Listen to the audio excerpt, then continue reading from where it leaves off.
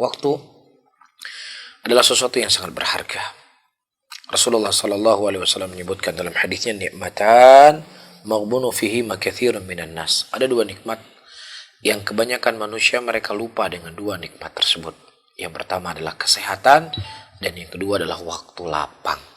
Ya, dan kita terkadang tidak menganggap ini sebuah kenikmatan. Kita nggak menganggap ini sebuah anugerah. Ya, berapa banyak waktu yang kita buang sia-sia. Berapa banyak hal-hal yang kita tidak penting untuk kita lewati dalam kehidupan kita. Dan kita berpikir, waktu yang Allah berikan kepada kita ini tidak ditanya oleh Allah. Padahal dalam sebuah hadis Rasulullah Shallallahu Alaihi Wasallam menyebutkan tidak akan bergerak kaki seorang hamba sampai ditanyakan kepadanya 4 perkara. Di antara yang ditanya adalah umur. Umur ini kan berbicara waktu. Ya, dan juga di antara yang ditanya adalah masa muda. Masa muda juga kita berbicara waktu. Ya, maka hal yang paling besar yang akan kita dimintai pertanggungjawabkan oleh Allah adalah waktu yang Allah berikan kepada kita di dunia ini. Untuk apa kita gunakan? Untuk apa kita manfaatkan? Ya, dan tidak ada sesuatu yang paling disesali oleh orang-orang yang mereka telah habis waktunya tinggal di dunia ini, kecuali mereka meminta kesempatan kepada Allah agar bisa dihidupkan kembali. Rabbirji'uni la'ali amalu salihan fima tarak kalla inna kalimatun wa qailuha. Ya Rabbku, kembalilah ke dunia supaya aku bisa beramal soleh dari apa yang telah dulu aku tinggalkan. Apa yang mereka minta? Mereka meminta waktu. Mereka nggak meminta, ya Allah berikan kepada saya mobil saya kembali ke dalam kubur ini. Ya Allah kembalikan kepada saya baju mewah saya ke dalam kubur ini. Ya Allah kembalikan saya ke dunia supaya bisa tidur empuk di tempat tidur saya bisa makan favorit saya. Enggak. Tetapi yang dia minta, berikan kepada saya waktu dan kesempatan kembali untuk hidup ya Allah. Apa kata Allah? Kalla, sekali-kali tidak. Dan begitu juga dalam ayat yang lain Allah mengatakan, Rabbi laula akhartani ila ajalin qarib fa asaddaqa wa akum minas salihin. Ya Rabbku, kalau engkau mengakhirkan sejenak saja kematianku, maka niscaya aku akan bersedekah dan aku menjadi orang-orang yang soleh. Inilah yang disesali oleh orang-orang yang mereka telah habis waktunya di dunia ini. Ya, bukan dia menyesali apa yang kita sebutkan tadi.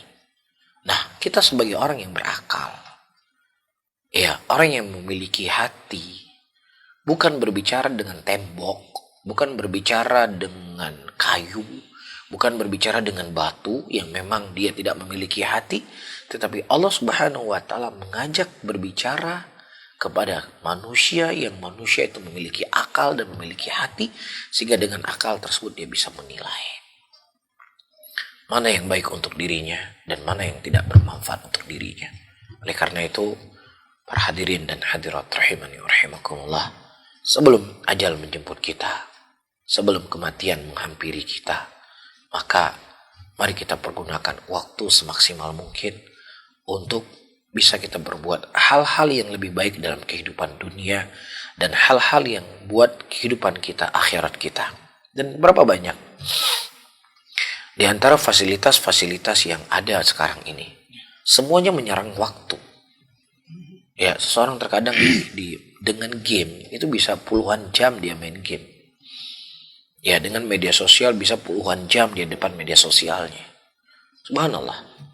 Ya, justru dengan perkembangan teknologi dan begitu banyak fasilitas-fasilitas yang ada di hadapan kita, kalau seandainya kita tidak benar-benar bisa mengontrolnya, maka akan hilang waktu-waktu berharga dalam kehidupan kita, ya, kepada hal yang sia-sia, tidak bermanfaat untuk dunia kita dan tidak bermanfaat untuk akhirat kita, dan tidak ada sesuatu yang dibenci oleh Umar bin Khattab lebih dari orang-orang yang mereka menghabiskan waktu mereka yang tidak ada kesibukan dunia dan kesibukan akhiratnya. Adapun seorang muslim, seorang muslimah, apalagi seorang penuntut ilmu, ya, tidak ada sesuatu yang paling berharga dalam hidupannya lebih daripada waktu.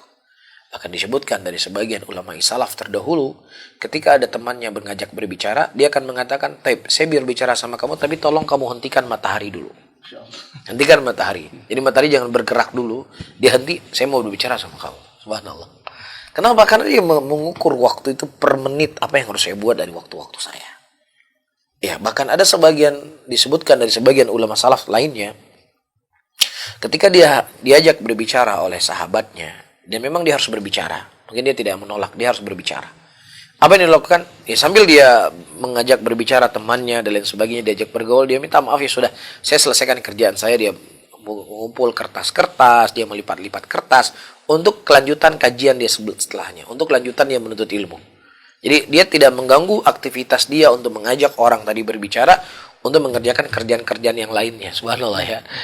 Jadi bahkan sebagian salaf terdahulu ketika mereka duduk di WC, mereka buang hajat kan nggak lama, 5 menit selesai. Dan supaya buang hajatnya nggak terbuang waktu begitu saja, ada orang yang di luar membacakan hadis untuk dirinya. Supaya ada manfaat waktu yang dilewati selama dia buang hajat, ada ilmu yang dia dapat. Subhanallah ya. Tapi kita hari ini justru haluluhu trip tawat deh orangnya. Jadi kita nggak tahu apa mau kita buat dari waktu yang ada di hadapan kita, wala dunia kita, wala akhirat kita. Ini menunjukkan kita belum menjadi orang yang modern sebenarnya. Karena orang yang modern adalah orang yang mereka akan mengukur waktu yang mereka lewati. Oleh karena itu Ali bin Abi Thalib radhiyallahu taala anhu mengatakan, ya al-waqt al-kasif. Waktu itu bagaikan pedang. Kalau kamu tidak memotong dia akan memotongmu. Kalau kamu nggak bisa mengontrol dia akan mengontrolmu, sehingga engkau akan terlalaikan dengan hal-hal yang baik untuk dunia dan akhiratmu. Nah, wallahu a'lam bishawab.